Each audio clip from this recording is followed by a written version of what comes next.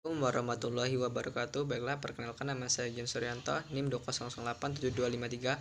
Baiklah, di sini saya akan menyetorkan setoran tentang gizi olahraga.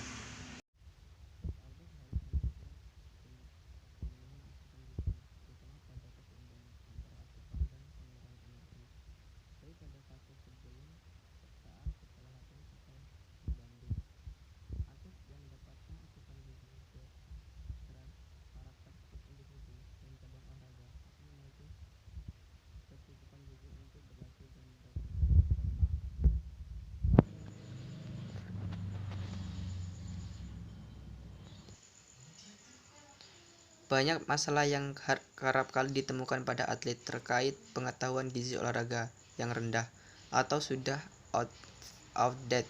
Maka makanan yang kurang bervariasi serta masih banyak atlet yang lebih mengutamakan penggunaan suplemen dibandingkan faktor lainnya. Selain itu, meningkatkan performa dan prestasi tidak hanya berasal dari latihan yang dilakukan secara rutin, tetapi perlu didukung dengan asupan zat gizi yang seimbang dan teratur.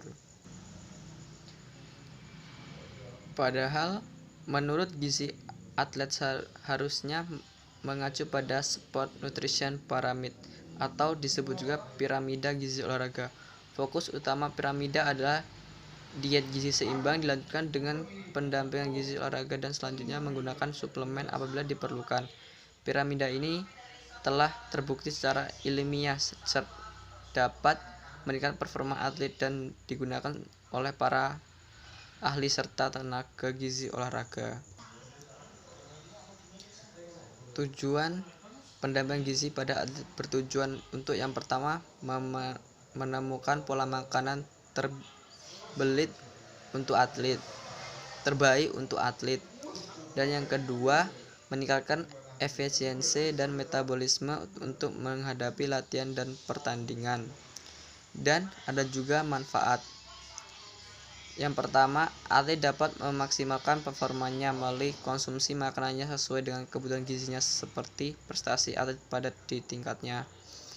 Atlet dapat mengetahui perhitungan pertumbuhan gizi dan komposisi tubuhnya sehingga dapat dilakukan dengan pengaturan konsumsi makanan yang sesuai dengan kebutuhannya. Dan yang ketiga, atlet dapat mendapatkan perpaduan pola makanan yang tetap dan tepat sesuai dengan berbagai fase latihan yang dijalankan. Dan yang keempat, menjawab berbagai macam permasalahan yang terkait dengan performa seperti masalah cedera, kelelahan, atau jadwal latihan yang padat.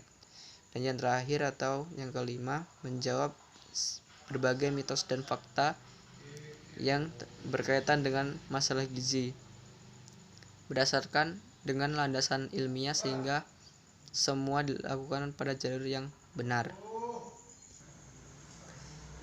Secara umum, pendampingan atau studi gizi dilakukan melalui Nutrition Care Proses (NCP) atau proses asupan gizi (PAG).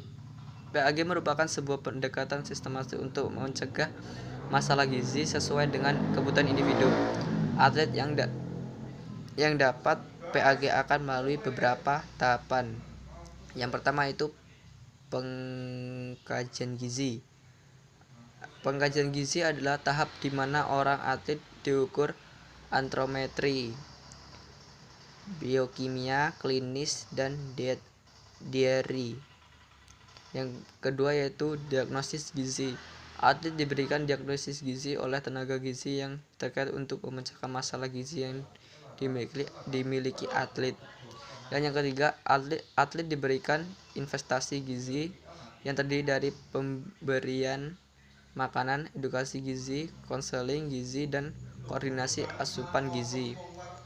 Keempat, atlet akan didata dan diidentifikasi perubahan yang dicapai oleh atlet selama kegiatan pendampingan memenuhi gizi.